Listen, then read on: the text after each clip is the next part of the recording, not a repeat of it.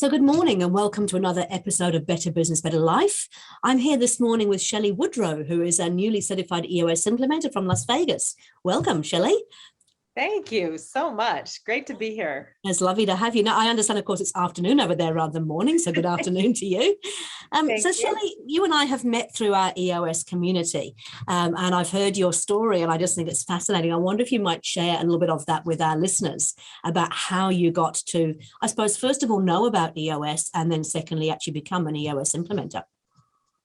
Yes. So my first introduction into EOS was about 3.5, almost 4 years ago now, where I went to a company to do some project work for a friend of a friend who was standing up sales. So I went over as head of sales into this company in San Diego, California, and they were working with an implementer.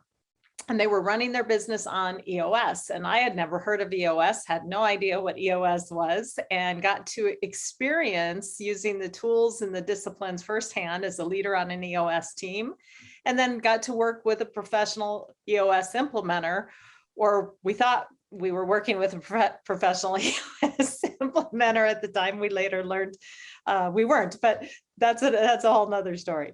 So I was introduced to EOS, fell in love with the system, and then went to Detroit about 3.5 years ago and got trained and became an implementer.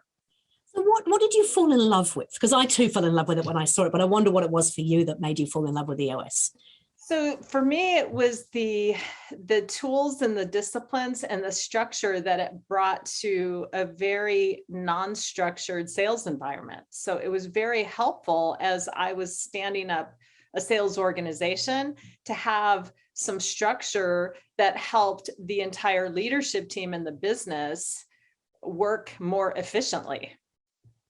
Okay. And you come from an entrepreneurial background, don't you? You were telling me that your family all had their own businesses. How has that shaped the way that you view things? So it was interesting. My upbringing was through my family members who own businesses. And I don't think we called them entrepreneurs back then. They were just business owners. But my grandparents had the only grocery store in my little hometown in Michigan, and my dad ran a deli that he owned. And then my other grandfather had a state farm agency. And what I learned from them was to run your own business, own your own business, and lead people. And so that's really what I've done through my entire career. And most of that career was 26 years in media. So I ran ad sales for a big media company, cable operator, and oversaw very hefty and complicated P&Ls. So that's where I got my first exposure to running my own market and my own business, essentially. Yep. And then from there, followed my love of coaching to Vistage Worldwide, and got to experience connecting and coaching and working with peer advisory board groups. And then from there was introduced to EOS through the company that I mentioned earlier. So that brought me to where I am today. About 3.5 years ago, stood up my business and then started implementing EOS. And I have fallen in love with what I do and have been doing it ever since. So I love helping entrepreneurs get more of what they want from their business. I can see that, absolutely. So tell me a little bit about your history with this first kind of, experience of running EOS in a business with what turned out not to be a professional EOS implementer, but nevertheless that you were doing something of the EOS process, I guess. Can you share a little bit about that experience and what, I suppose, some of the challenges you came up against and how EOS helped with that?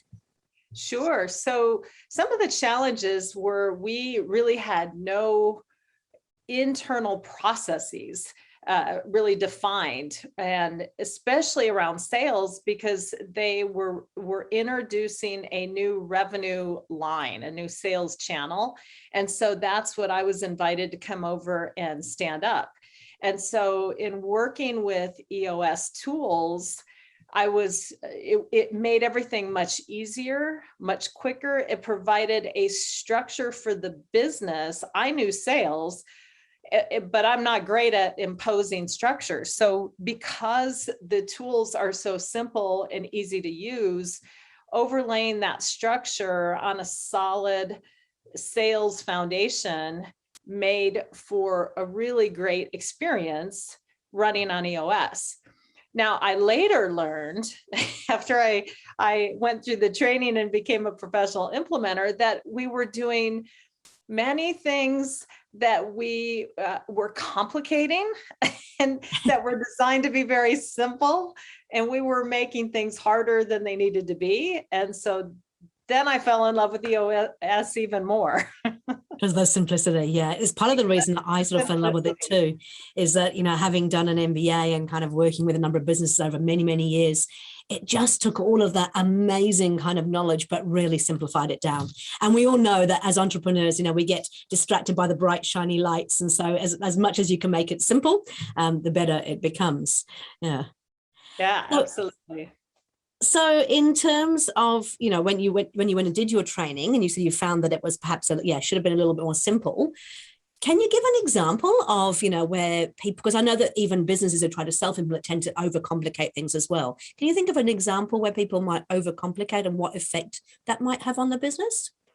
Yeah, the experience share that I dealt with was we had a scorecard, and in our EOS world, what we advise clients is 5 to 15 numbers, 5 to 15 measurables on your scorecard that you can affect, that are weekly activity-based numbers. And in our scorecard, we had approximately 40 numbers. So you can imagine doing an L10 tended to run long. That was the other thing, because our scorecard measurables were so numerous.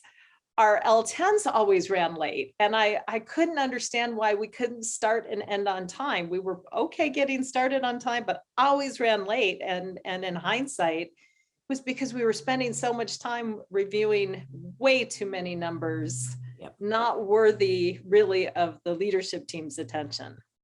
That makes perfect sense. Hey, what's your favorite EOS tool? I have two. Yes. So the first is the L10 meeting and that meeting agenda. I feel like it truly is the moment of truth for a leadership team, helps to bring structure, helps to have the team really learn disciplines around solving their key issues every week and moving the business forward. So that's number one. And then number two is the vision traction organizer. Just such a simple way to create a vision and a plan and alignment and agreement around that plan. So everybody's rowing in one direction. So I cannot choose between those two. I love them both. And I think those two together, I mean, I've seen the same. The level 10 meeting can just fundamentally change the way a business operates, right? A leadership team operates and how they actually deal with things. And it's really quick. Like it's almost as soon as they start implementing that agenda, things start to change almost overnight, don't they? Well, I think about when I do talks, I introduce this tool, I tend to publicly apologize to leadership teams that I've worked with in the past to say, I'm so sorry, our meetings weren't better. They were, in hindsight, more news and weather type meetings where we just shared around the table what was happening, and we never really solved problems in those meetings. And so it is such a great tool for issue solving every week, moving the business forward. Yeah. Now you've been doing this for sort of 3.5 years now, so I'm assuming you've worked with quite a number of different businesses. Is there a particular sort of case study or story that you could tell about something that significantly changed in a business once they started working with EOS and with yourself, of course? Yeah, the one that comes to mind is I have a company called Cocoa Taps that I work with, and they are in the coconut business. Yes. And you may have heard of Coco Vinny. He and his team have been featured on Shark Tank and on MSNBC's The Profit. And what's unique about them is that they're really in a business that there is no competitor right now. They take coconuts, shape coconuts into a diamond shape. They put the company brand and logo on the coconut, and they have a patent on the actual tap that you can tap right into the coconut and drink the coconut water milk right out of the fruit, right? So what they focus on are vacation destinationers and vacation destinations are their two target markets. And so you can imagine when COVID hit, they were hit pretty hard. So their clients are the hotels on the Las Vegas Strip, the cruise ships, and vacation destinations, none of which were really operational during that time. So through EOS, they were able to pull forward the ideas that they had on their 3-year picture and really pivot during the COVID time period when they lost about 90% of their revenue. Wow. Just went on hold, and they were able to work on things that were destined to be worked on in their future, but they were able to pull them forward and work on them and stand up some equipment, a Tapomatic machine that was in their future, but they pulled it forward and really created new ways to market and found new clients through this process. So they got into the grocery business and got their product out that way. So EOS really helped them be able to just shift and make changes when they were hit hard, and it enabled them really to stay in business. And that's because they had the clarity of the vision of the future. Yeah. Therefore, they could actually bring it forward, whereas a lot of businesses just go day by day, fighting fires, keeping going. Yeah, absolutely. Actually, we've even heard about them over here. So it's a very, very famous brand. That's awesome. Any others that kind of spring to mind that you've had sort of, I mean, I know that most businesses we work with get great results, but is there any that particularly stand out and you think, oh, that was just a game changer for them? I have two right now that are in very similar situations. Their ability to pass the baton from the co-founders to two new business partners in both cases has been accelerated through this process and has really made those transitions much smoother and easier because they've been able to use the tools. Yes. So they've been able to use the tool where we can put owners that are going to morph out of the business at some point in the near future into the owner's box. And they're allowing, in both of these cases, the new partners to stand up and take on the in the business roles while they are shifting to working on the business. So I've got almost two identical situations where clients are working in that capacity, and it's really helped them gain clarity around the timing of their departure, what their role is today between now and the time that they actually do retire, and what they do with their day because there's that clarity. So those are just two cases that are front and center. I've just worked with these clients recently and been in their quarterlies with them, and they're two clients, one in California, one in Nevada, that are almost in the identical situation, but these tools really are helping bring that clarity to big life transitions. Yeah. So it's nice. Yeah. I think, I mean, obviously with the EOS, we work with sort of privately owned companies. A lot of those are actually family businesses. And I think it is always a sort of a challenge, what happens when you're ready to start thinking about moving on, and how do you hand over that baton to the next person, whether it be a family member or somebody who's not in the family, but will actually take that business over. Yeah, I think so. That. Oh. Yeah, and one other example in with these two clients is in both cases, there was a major health issue, one on each of those teams.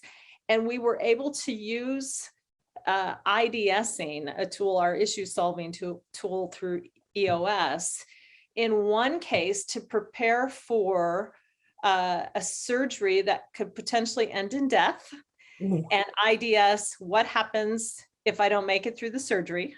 Yep. And we did that before the surgery. And in another case, after a major heart attack, we IDS'd what and how to bring that visionary back in the right time frame and decide what that visionary really was going to focus on that would bring less stress, more balance, and really more of the EOS life.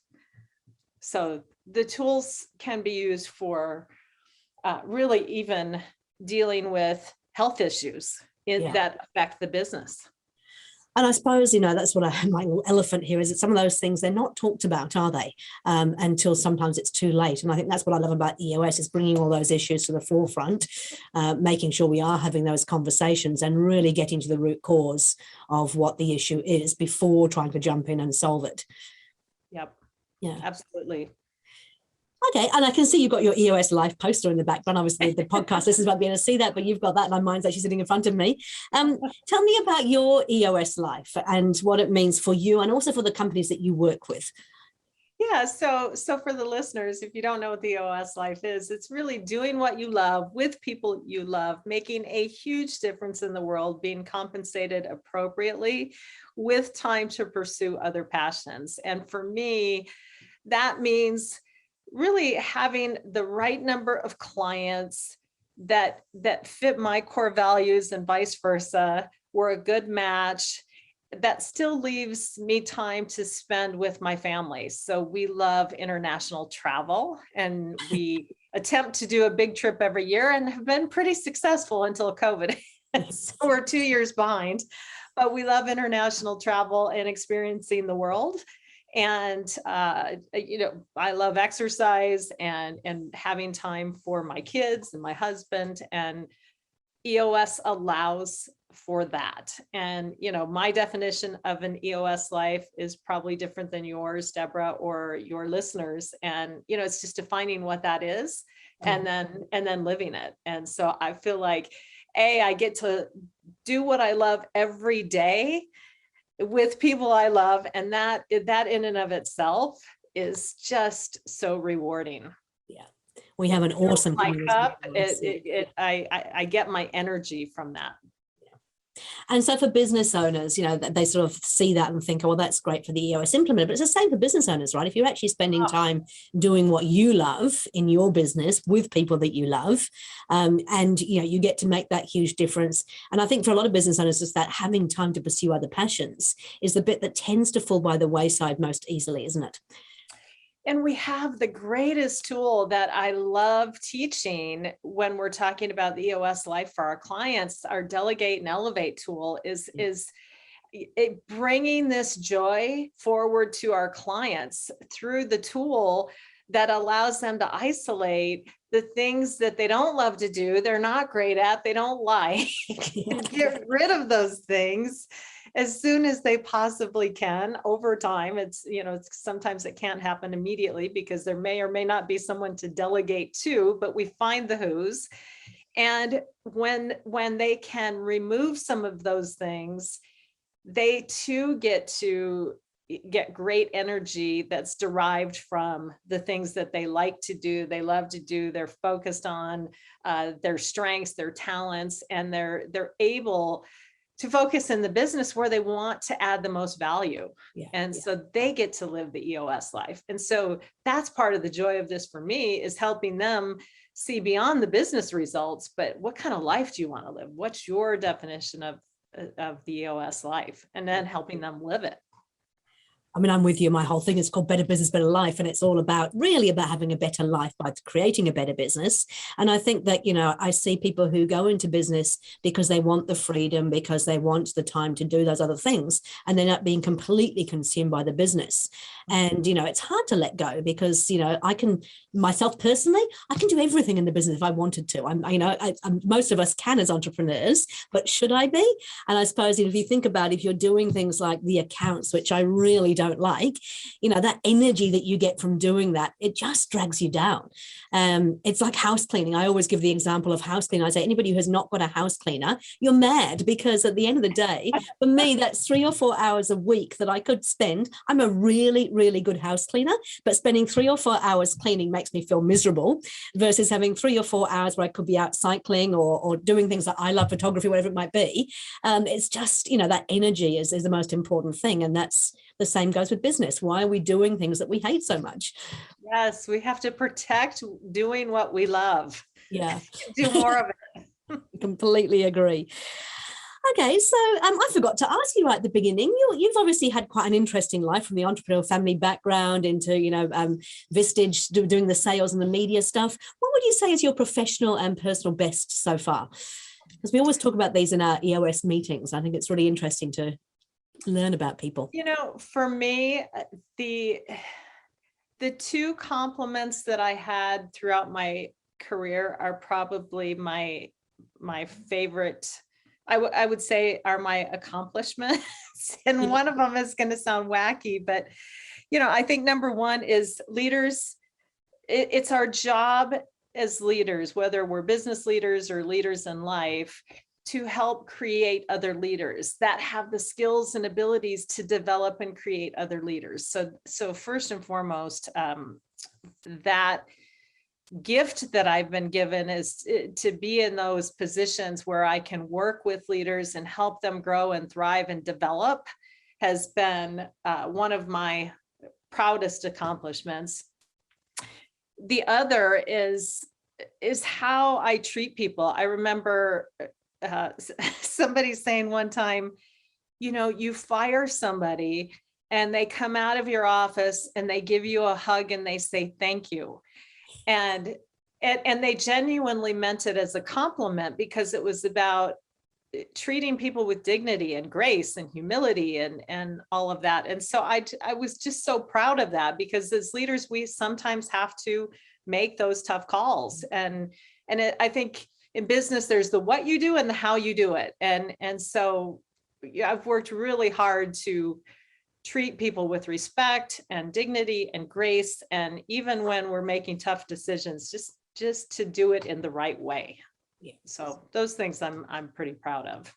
Perfect. Yeah, it is interesting. Actually, I was going through some old photos on the weekend, and back in my very, very early career, I was a general manager of a wood manufacturing firm, and we had a lot of gang members who were actually working in the factory. And as a consequence, not that all gang members like this, but a lot of them were not very good at turning up on time, or they would, turn up sort of days later than after they were supposed to. I remember having to get rid of one guy because it just wasn't working out for him or for us.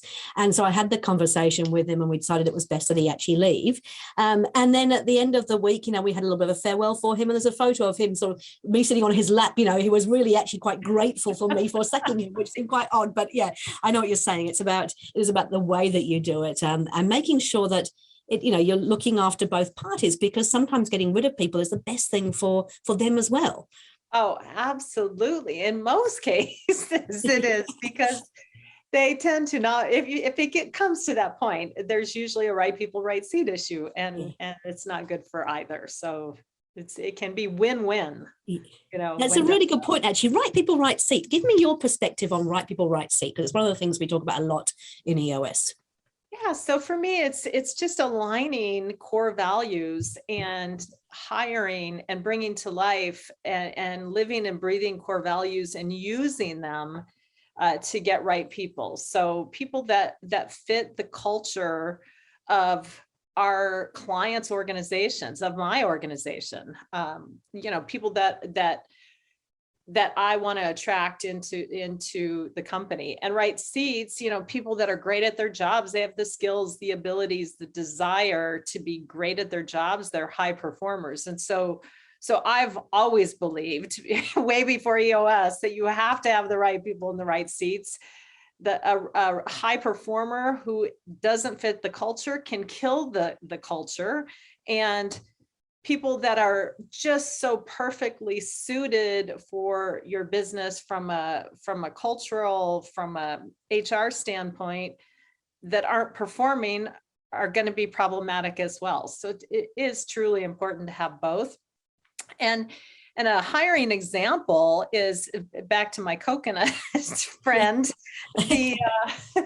one of their core values is trail maker. And so because they're in such a unique business with no competition, yep, if they hire somebody that doesn't have that essence of trail maker, doesn't understand that there is no path to follow, that this company is forging the path, if that employee candidate needs structure, needs a proven way, needs a lot of hand-holding, they will fail miserably, because in this company, they are finding the way every day, because they are new and there's nobody to follow. Yeah. They're leading. And so it's so important that they use those core values, especially that one, to make sure that the people that they bring on can operate with ambiguity, no proven process, no system until they develop it. Yeah. You know.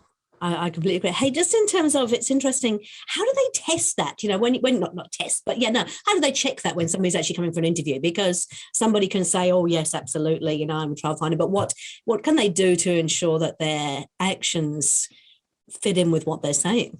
Yeah, great question. So what they do is they say, and along with the other core values, there's 4 more, but they say, you know, can you tell me about a time where you had to be a trail maker, you had to lead the way and you didn't know the way. Yeah. And so can you describe for us, what was the situation?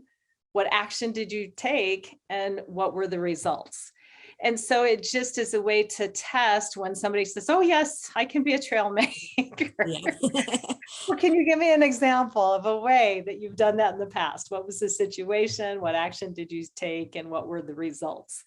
And so that tends to be just a very simple way to kind of have them demonstrate that they have done that or can do that because they've got some examples. I love it. Perfect. Hey, look, we like to give our listeners sort of 3 things they can take away in action, because EOS is all about traction and getting things going. So what would be the sort of 3 top tips that you would like to share with the listeners today? So some of them are not related to EOS, but just in business in general. Perfect. The first is that what I've found in my career and in life is a phrase that I heard from Thomas Will Haidt, who said it back in, I think, about 1973. But the phrase is, to think is to create. And so the lesson that I've learned is thoughts are things. Yep. And I want my input to be positive and the things that I think about to be positive, so that I create the things that I want in business that I want to manifest. So to think is to create. So be careful what you think about. And we know in this process for sure, be careful what you ask for, because you will get it using this process. Number 2 is that kind of tied to that, when, you know, I found when my intention is clear, when I know what I want, whether it's in business or in my personal life, the mechanism will show up. The mechanism will appear when I am clear. And so, you know, just putting out there into the universe what I want, setting that intention, and then taking action and mobilizing energy towards that intention equals 100% result, because the way that I will get there may change a million times, but when I'm clear, I usually get that thing that I want. And then last but not least, I would say, if you haven't read the EOS Life book, read it, because for me and for my clients, my wish is that we all can live our best EOS life, get the things that we want from our businesses, but also get the things that we want in our personal lives. Yeah. And have that balance, however we define it. And so, you know, I wish for all of you, live your best EOS life. Fantastic. And it's really interesting because it's not just about business and as entrepreneurs, but anybody can read that book, even as an employee, and start to see how you can create what is important to you. Absolutely. Yeah. Yeah. Hey, Shelley, it's been really lovely to talk to you. I love your passion and your energy. I can see, you know, why I joined this community when I talk to people like you. It's fantastic that we get to work together. In terms of the people you work with, I mean, I know you're based in Las Vegas, but who do you work with? What do they look like? Where are they from? And how would they get hold of you? Yeah, so they can get a hold of me at Shelley.Woodrow at EOSworldwide.com. Shelley.Woodrow at EOSworldwide.com. Yep.